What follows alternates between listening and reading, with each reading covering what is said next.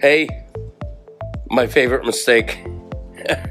What an odd phrase. It's an oxymoron. Why would I consider a mistake to be something cherished and favorited?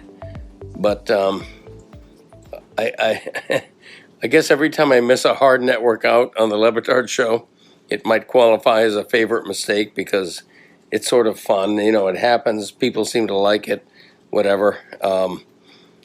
I've actually, in my journalism career at the Miami Herald, you tend to, over time, you're going to make mistakes. And I remember back in the, this would have been the late 70s.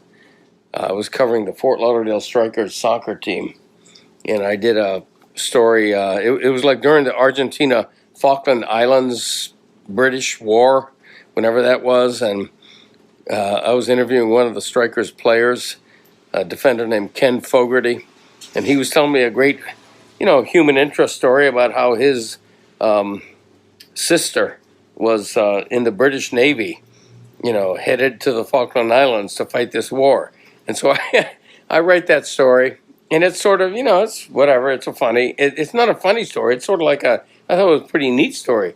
And it turns out he made the whole thing up. Because Ken Fogarty was like a court jester, just making shit up. So the next day, the Miami News, the competing paper, wrote a story about how I'd been duped. And it was sort of embarrassing at the time. But it sort of taught me a lesson, and that's why it's sort of my favorite mistake.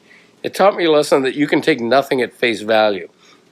Like if you're interviewing somebody who tells you their name is Tom Smith, I ask, is that TOMSMITH?